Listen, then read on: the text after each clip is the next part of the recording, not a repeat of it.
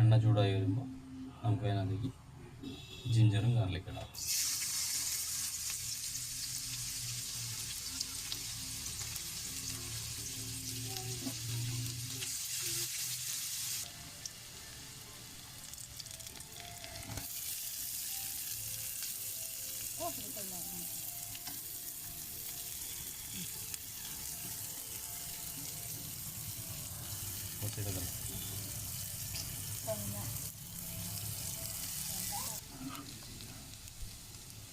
കുറച്ച് celery, spring onion ലേസും കൂടി cut ചെയ്ത് വെച്ചിടാം.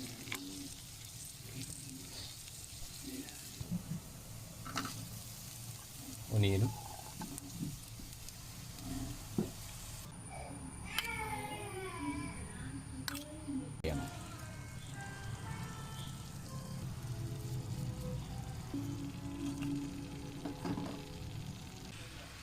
നല്ലോണം മിക്സ് ചെയ്തതിന് ശേഷം അതിലേക്ക് ബീഫിൻ്റെ സ്റ്റോക്ക് ഒഴിക്കണം.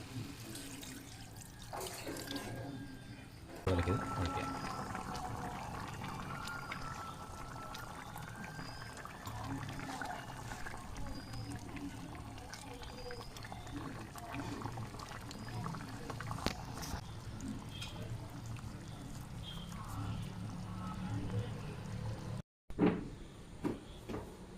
അങ്ങനെ നമ്മുടെ ചില്ലി ബീഫ് റെഡി ആയിട്ടുണ്ട്.